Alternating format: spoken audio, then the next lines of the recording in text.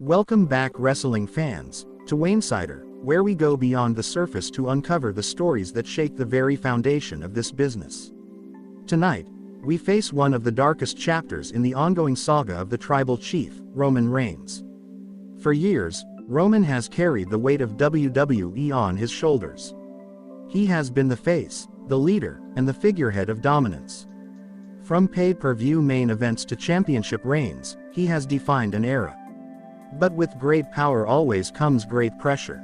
That pressure hasn't just come from the fans or the company. It has come from his own bloodline, from those closest to him, from the men who once swore loyalty but now whisper resentment. Silent cracks have been forming in the empire Roman built.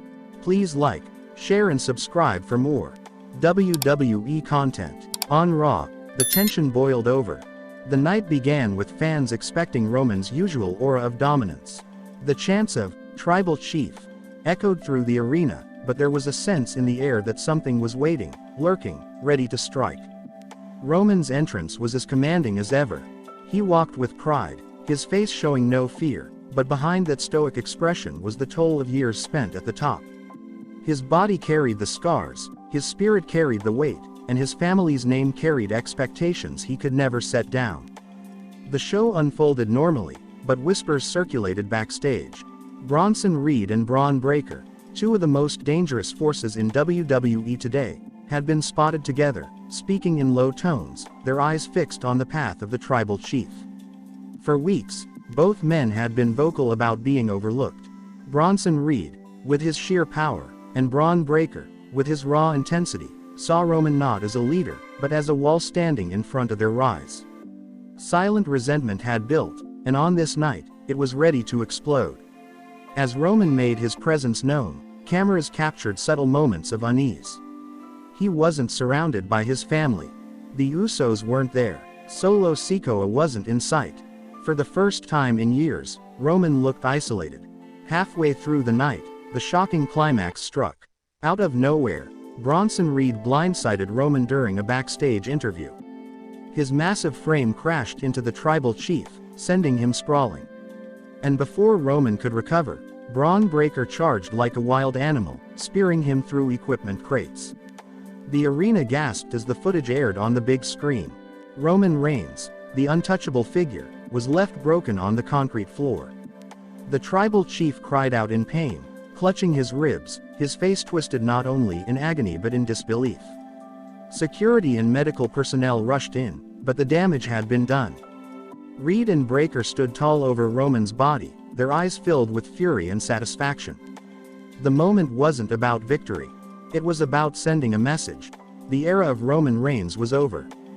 The aftermath was chaos. Cameras followed as Roman was stretchered into an ambulance, tears streaming down his face. It was a sight few thought they would ever see, the tribal chief vulnerable, human, broken. Backstage, whispers spread like wildfire. Some superstars were horrified, saying the attack had crossed every line of professionalism. Others quietly admitted that Roman's reign had left too many bruised egos, too many buried opportunities, and now the wolves were circling. For the bloodline legacy, the moment was shattering. The leader of the dynasty had been taken out not by rivals from the past, but by hungry forces of the present who no longer bowed to tradition. The very empire Roman built was now under siege. Jey Uso's name was whispered repeatedly backstage. Fans and wrestlers alike wondered how he would respond. Would he rush to his cousin's side, in solidarity, or would he see this as a moment to step out of the shadow that had defined him for years? The power shift was undeniable. With Roman lying in a hospital bed, his aura of invincibility had been pierced. For Bronson Reed and Braun Breaker, the attack was not just an assault. It was a coronation, a declaration that their time had come. Online, fans erupted. Some wept at the sight of Roman's tears, moved by the humanity of a man who had been larger than life. Others cheered, claiming it was justice, the long-awaited fall of a king who had ruled too long. Reports surfaced that WWE officials were scrambling. The injury was severe, and Roman's future was uncertain. Was this the tragic end of his reign, or the beginning of his redemption story? No one could say for sure. For AJ Lee and CM Punk, watching from afar, the parallels were clear. The story of rebellion, betrayal, and broken loyalty was repeating itself.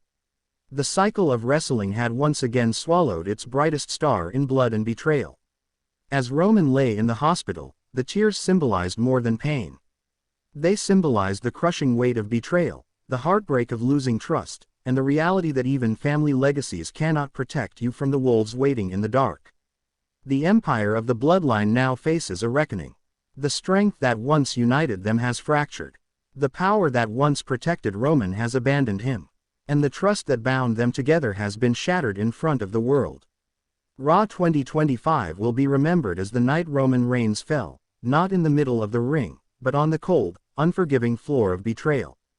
A night when dominance turned to despair, and the tears of the tribal chief told the story of a dynasty in crisis. Because in WWE, legends are made through victories, but their legacies are written in blood, betrayal, and broken trust. And for Roman Reigns, that legacy has just entered its darkest chapter.